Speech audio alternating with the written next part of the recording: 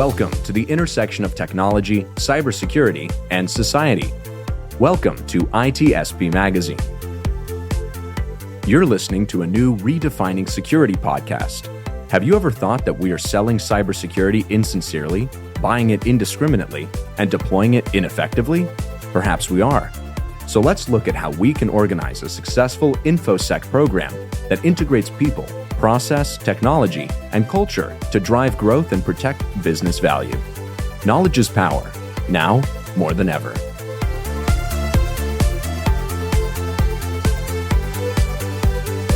HITRUST is a leading data protection standards development and certification organization that strives to safeguard sensitive information and manage information risk for global organizations across all industries and throughout the third-party supply chain. Learn more at hightrustalliance.net. Imperva is the cybersecurity leader whose mission is to protect data and all paths to it with a suite of integrated application and data security solutions. Learn more at imperva.com.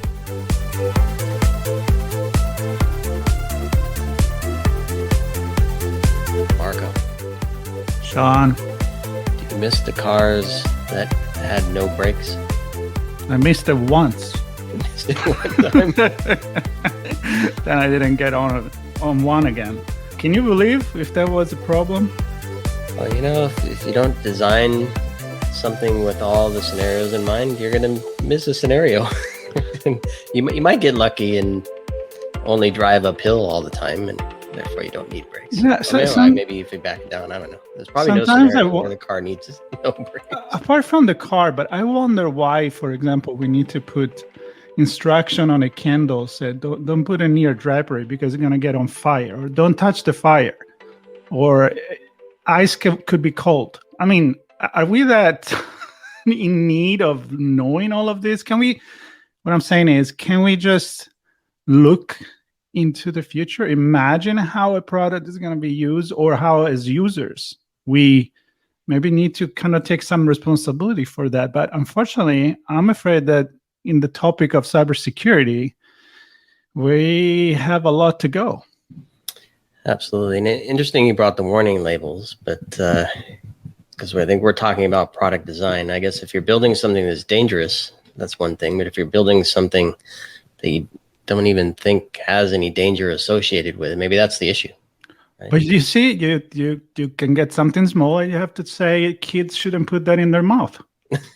It's not dangerous per se. It's not a knife. It's not pennies taste good, Mark. It seems like you have experience on that. Nice and coppery. But we're not talking about pen. Well, kind of. We're talking about pennies too, but we'll get there. Who's our guest and what's our topic, Sean? Yeah, let's quit messing around. Let's bring Christie Chaffee in because I want her to mess around with us. This is going to be a fun topic. Christie, thanks for joining us.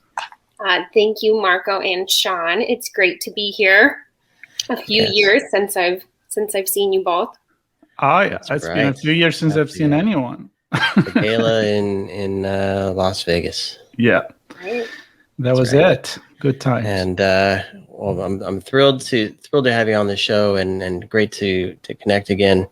And today's topic is all about the relationship and the connection between product development / engineering. Maybe we probably won't go too deep into the engineering. We'll see, and cybersecurity, and the idea of building security and understanding risk as you're designing stuff, rather than poking or plugging holes and making patches afterwards. So we're going to have some fun with this. Christie, first, a few words about what you've been up to and why this area is a passion for you to talk about with us. Yes. Thank you so much. Product management, product development. I keep talking about these items in different scenarios, and I do it because there's so much to cover in this discipline that I almost need to keep recycling the information to get my own thoughts around where the industry's going. And Marco, aren't the best products the ones that you don't even know you're using, the ones that you seamlessly can get through just enough information to know exactly what's needed from you as the user, and the value and the expected outcome is exactly as you expect. So passionate about product management, have been working for about the last 10 years in some capacity in it, in technology. So just happy to be talking about it and sharing some of the great things that I've seen over the years. Nice one. And so many thoughts in my head. We've been preparing for this for a few months now, organizing schedules, and having my background and leading up to this, my mind is just full of stuff. But I want to get your initial perspective before I start dropping all my thoughts and ideas in here. What's the perception of each other's teams? How does product management look at the role of cybersecurity, and cybersecurity look at the role of product management? So I'll cover just some of the basics of I'll say technical product management, because we, after all, are building technical solutions. So some of the things you would get in general product development, just not as much of a priority as some of the handoffs, like you're saying, between not only products and security teams, but products and the engineering teams that are developing and maintaining them. So product development, product-driven development, scaled agile frameworks keep pushing the industry in this direction. And the reason is the desire for organizations to have transparency in ways they previously didn't have with technology. So businesses used to use technology to enhance the processes and really the value they were offering to customers. Now our businesses are completely dependent and relying on these technical solutions. So where your resources are going, understanding the value you're delivering to customers, whether or not that's effective, if you're stable as a company as you're making these service offerings.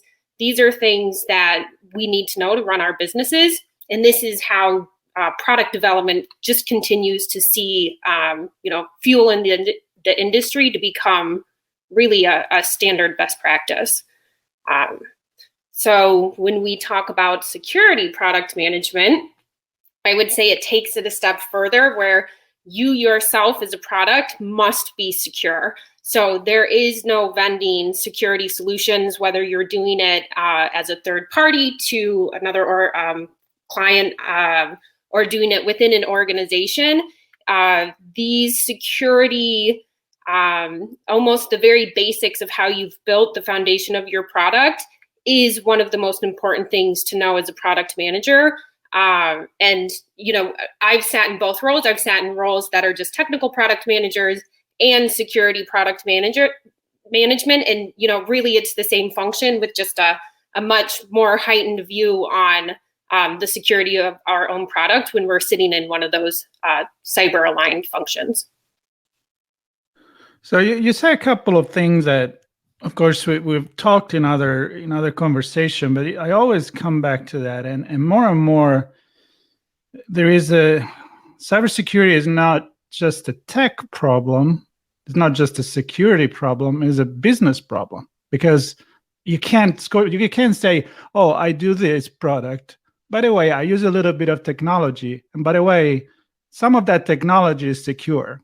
It doesn't work like that, right? So it all has to have a holistic view to all of these. And I'm sure that with your experience, you have seen the progression of this. So are we there yet?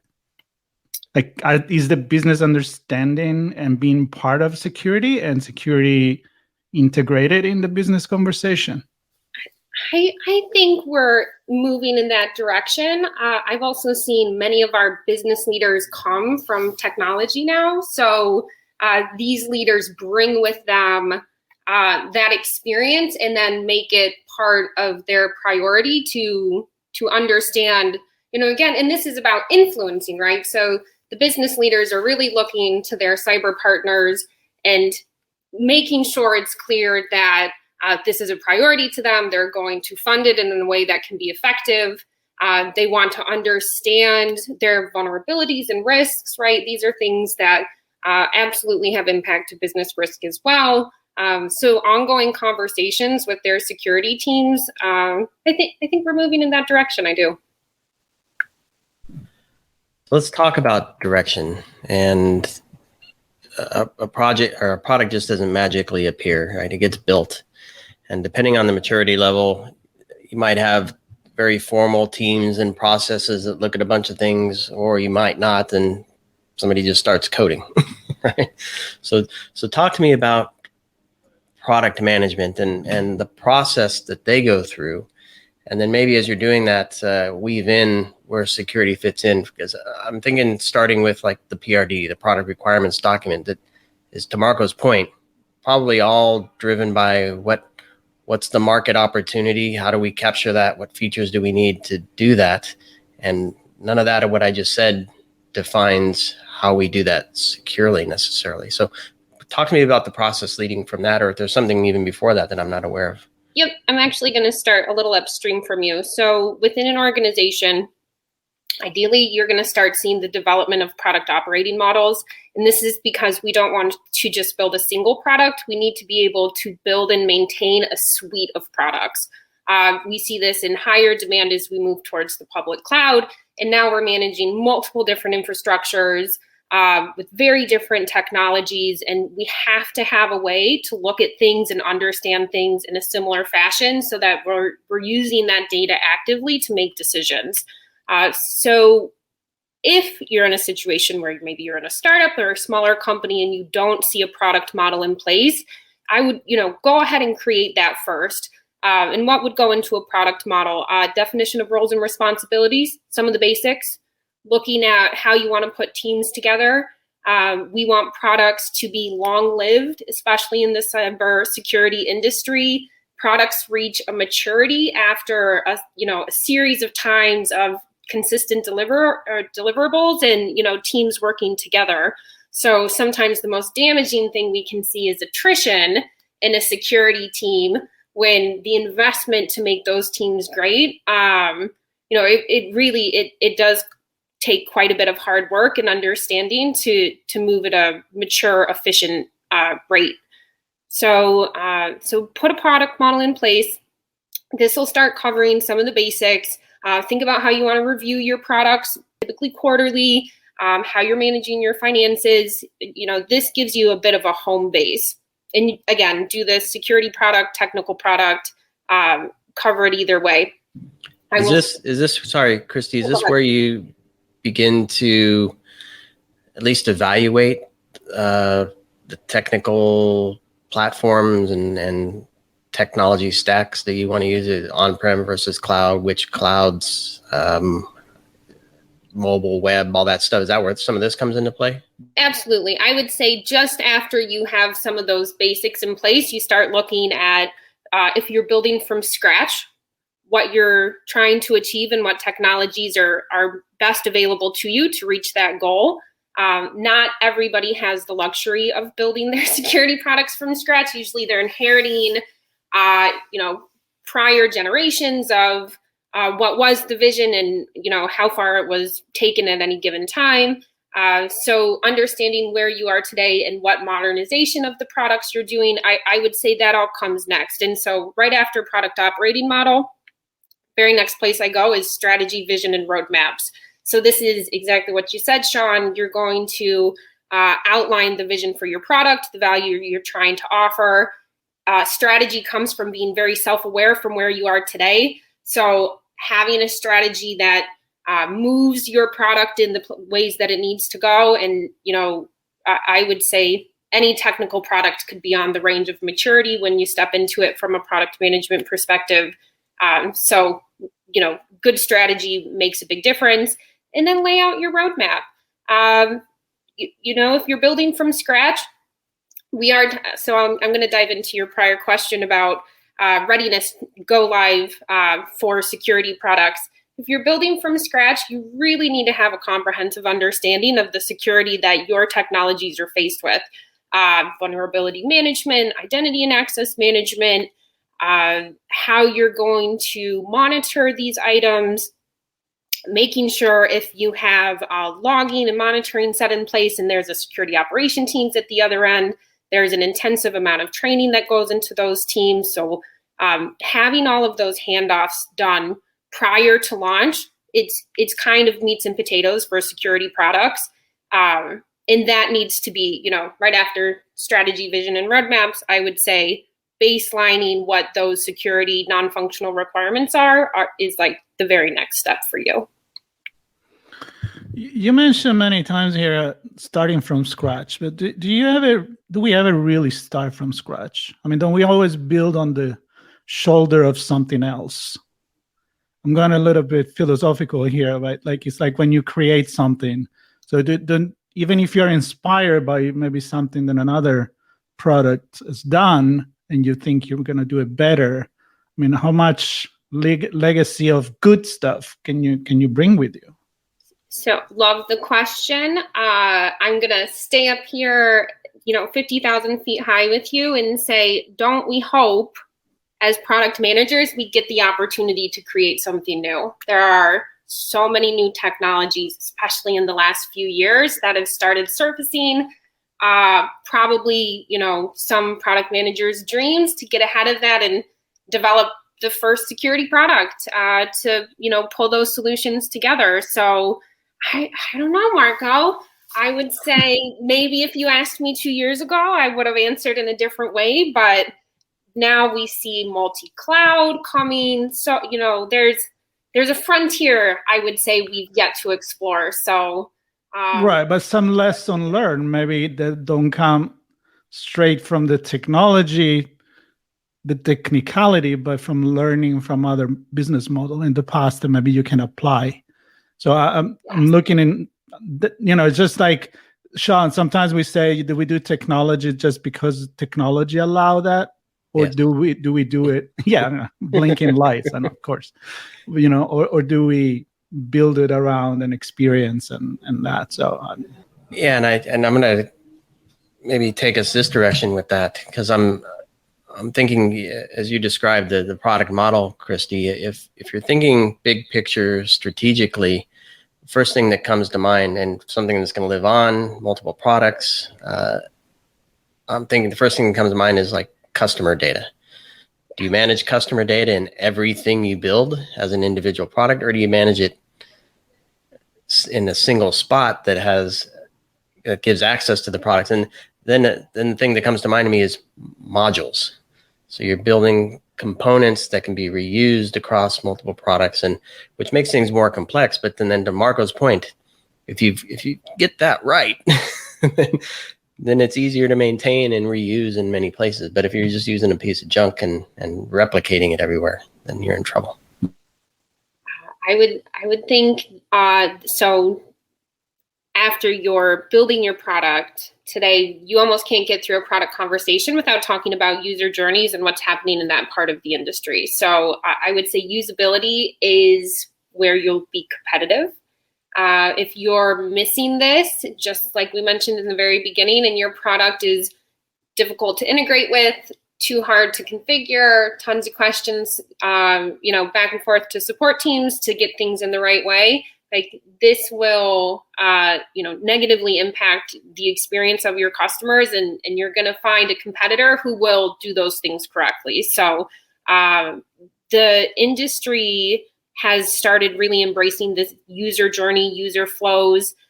We see the development of experience teams. If you have a high, any one of our cloud providers, a high rate of use, a broad number of skill sets of individuals using your product, you better be investing in that experience side and understanding what it really takes to use your product to be successful. Sometimes in security products, it's the opposite. People have to use you, internally in large organizations. Most often these cybersecurity controls are just required by teams to use. So we do see, maybe the user experience isn't as invested in, or there's some manual steps that never quite get automated. But as a product owner, it is your responsibility to know if your product has those, deficiencies and how to pull them forward. So the exciting part about being a product owner is, like, I love this, like, you are the problem owner. you're not coding, you're not doing the testing. Therefore, you are hustling from the end to end of your product, staffing your teams correctly, and making sure that the experience is a positive experience for your customers. Like, that is 100% on you. Once this experience start, how do you design with the flexibility in mind to know that there's going to be always some tune-up that needs to be done? So you don't design in a box, but you can get in there once the product goes out there, almost like always in a beta version. Yes, guilty of not doing this well in certain times over my career. Like, there's something wonderful about jumping in a room and technically designing how a product will work and leaving all of that customer integration thought for probably too late in the requirement defining sessions. I would say it's not easy making sure you are raising those questions. Depending on the complexity of your product, IAM is a huge one, understanding the entitlements, how somebody accesses things. If you're doing any sort of privileged access or, working with certain types of data sets, these things are, have to be attested to. And there's always a handful of regulations depending on, what exactly you're working with. So for security products, it's important to be hyper aware of these things, and it can go wrong. And I'm wondering, Christie, do we see any areas where, and the reason I'm asking this question is that I'm thinking user scenarios are an easy way to kind of bring people together, but you just said it's really hard. So I'm wondering, are there any other ways to kind of bring multiple teams together that are actually building this stuff, where they have a common understanding of what the goal is? Is it the user stories, even though they are hard? Is there something else where there's a connection that will bring the teams together? No, that's a great question. And I'll go back to Marco's point a couple minutes ago about where does experience start. I think the experience starts the minute we start talking about these products. And again, on the product manager to really own this. So having concrete vision, strategy, value statements, having sessions where you're verbally talking about your product and explaining these things, making user videos. There are some amazing, great content creators these days where, what used to take teams of people, technology's allowed now very small groups to cover all of these bases. Thinking of your product as an experience, bringing in your own view of what works as a customer, and then trying to hit those notes, whether that's regular communication, direct outreach. I think there's so many channels you can go through. I think the mistake is if you're only hitting one of them. Technology's just made it too easy these days. Yeah, well, too easy or maybe too complicated. Ooh, touche. So you talk about the importance of groups coming together, and of course you all need to paddle in the same direction. I think that's fundamental. Yes. Do you feel certain industries may have, because of the nature of the industry and the nature of the service that they provide or product that they provide, they have it easier than other? Talking about technology making things easier, or I'm thinking like transportation versus finance versus healthcare versus consumer product and so forth. I have a 6-year-old now, so I'm constantly judging our school's technology systems. Oh, that's a good one. If I had more time, I'd be doing this voluntarily. But so a few things in, I would say, just technology's favor. There are scaled frameworks out there that, my first experience was about 10 years ago. So now it's, the agile, doing product-driven development, domain-driven development, all of these standards in the industry help move people in the right direction. So what we see is, you can hire somebody from the transportation industry with product experience, and they can slide into the roles in finance because the motions are often the same. And I would say, if not the motions, the mindset is definitely the same. So with regards to certain industries, I'd say it depends on when the organization started putting some of these practices into place and the quality and time they've taken to train their workforce. I don't think, most days I don't see a lot of teams with the appetite for agile best practices. But regardless of the team that I'm stepping into, whether on the cyber side or on a cloud side, which, security streams through both of those, some of the very basics that we put in place when it comes to meeting with the engineering teams on a regular cadence, work refinement, ceremonies, those are just some of the easy things that anybody can do in any industry. And, just by doing the basics, you'll see those positive outcomes with product development. And I'm experiencing, that all over my career where as the teams I'm working with change, we're just kind of starting from scratch. But to your point earlier, never starting, always starting from experience, never really starting from zero anymore. Right. Yeah, and I guess to that point, Christie, there's so many new technologies, new coding tools and platforms, new infrastructures, everything's new, right? And as soon as you land and pick something and land on it, your engineering team wants to try something different because it's fun, because that shiny blinking light, as Mark was talking about. So how do teams communicate? And maybe there will be challenges, like that's a big one, right? If you pick a platform and in the middle of it, you say, no, that's not the right one. But how do teams uncover the gaps? Because you don't just magically end up at the end point that everybody wants.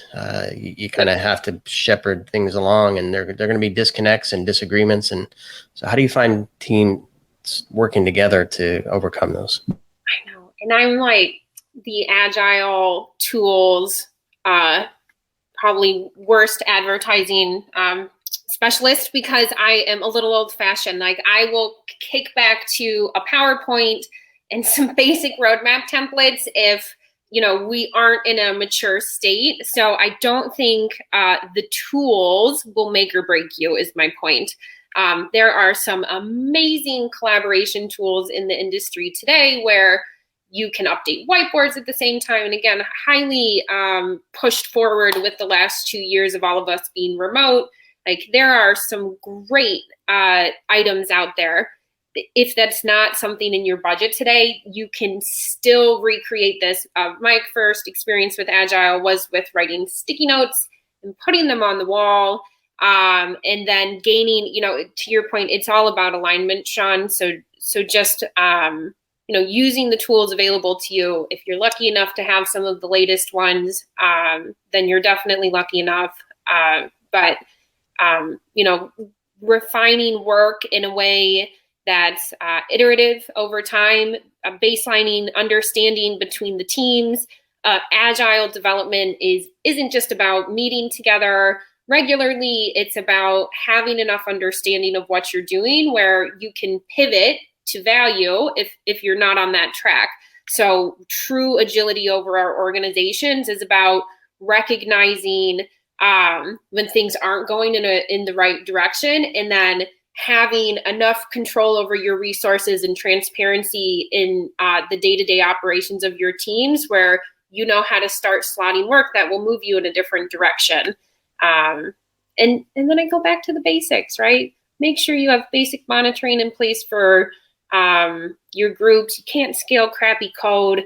You can't have secure apps without being secure from the start. So, cover your basics as a product manager. And I'll leave with this. There's like 30% of your time is focused on what you've built.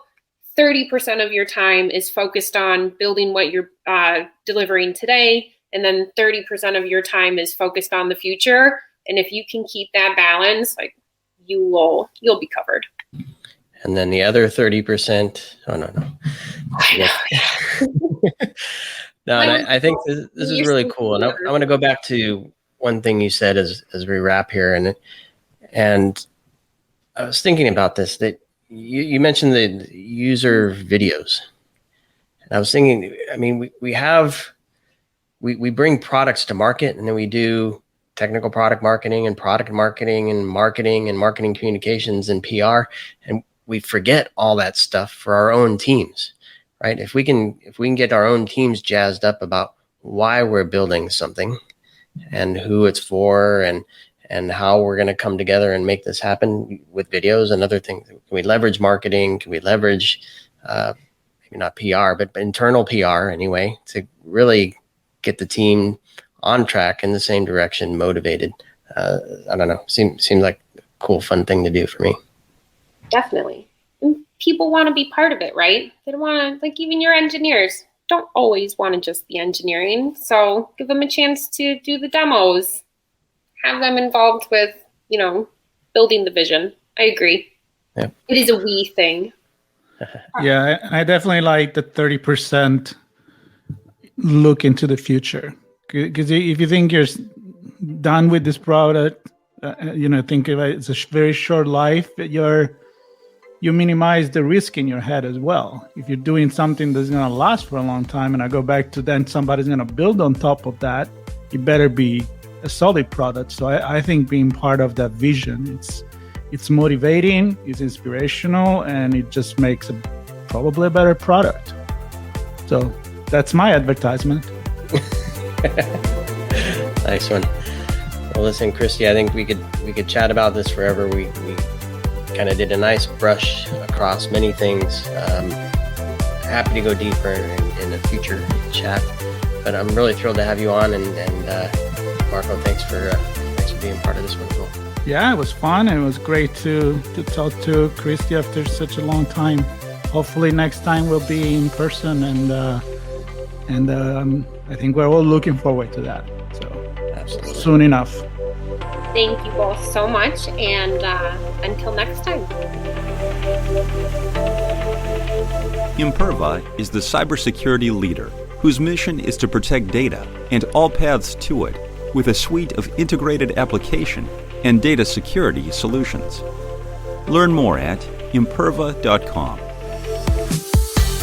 HITRUST is a leading data protection standards development and certification organization that strives to safeguard sensitive information and manage information risk for global organizations across all industries and throughout the third-party supply chain. Learn more at hitrustalliance.net. We hope you enjoyed this episode of Redefining Security podcast. If you learned something new and this podcast made you think, then share ITSPmagazine.com with your friends, family, and colleagues. If you represent a company and wish to associate your brand with our conversations, sponsor one or more of our podcast channels. We hope you will come back for more stories and follow us on our journey. You can always find us at the intersection of technology, cybersecurity, and society.